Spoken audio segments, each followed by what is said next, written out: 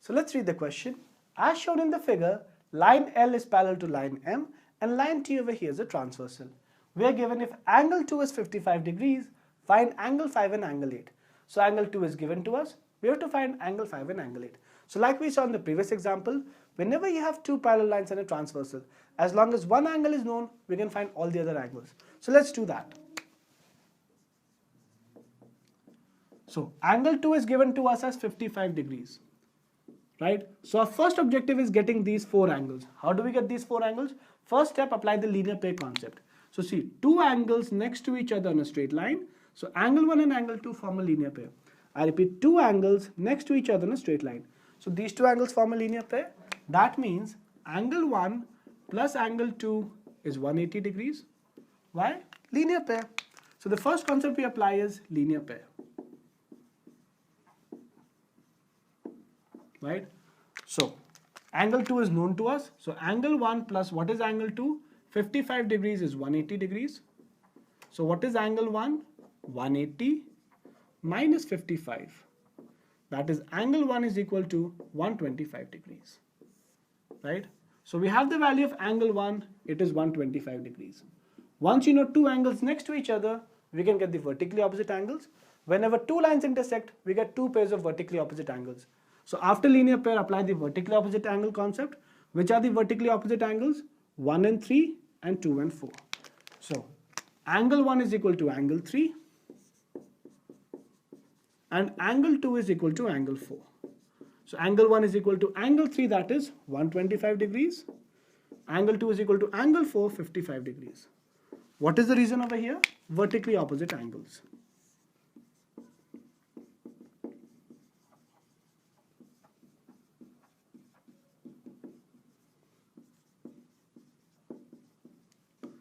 Right? So I'll mention these angles over here, 125 and 55.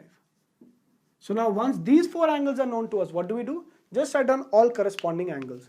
So see, angle 1 and angle 5 corresponding, angle 4, angle 8 corresponding. That is same side, leave the one next. So which angle is corresponding to 1? Leave the next one. 1 and 5, 4 and 8, 2 and 6, 3 and 7. So write them down. So corresponding angles are equal. So angle 1 is equal to angle 5. Angle 4 is equal to angle 8, then angle 2 is equal to angle 6, and angle 3 is equal to angle 7. Also write down their corresponding values. So angle 1 is angle 5, angle 1 is 125, angle 4, 55, angle 2, 55, angle 7, 125. What is the reason? Corresponding angles.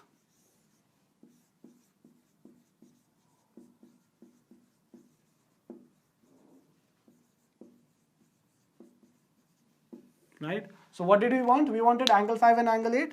So angle 5 and angle 8, I'll just write it over here. Angle 5 is 125. Angle 4 is 55. Angle 8. Angle 6, 55. Angle 7, 125. Right? From here. So we wanted angle 5 and angle 8. So angle 5 is 125. Angle 8 is 55. So we can specifically mention it over here. Angle 5 is 125 degrees. And angle 8 is 55 degrees. Right?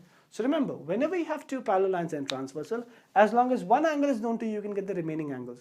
First step, linear pair, get two angles next to each other. Next step, vertically opposite angles, you'll get these four angles. Once you know these four angles, corresponding angles, you'll get these four angles. Right? Another way by which you can get it, alternate interior angles are equal. So angle 4 is equal to angle 6, angle 3 is equal to angle 5. Next, alternate exterior angles are equal. So angle 1 is equal to angle 7, angle 2 is equal to angle 8. So there are many ways. Once you have these four angles, it's very easy. Either use corresponding angle concept or alternate angles concept.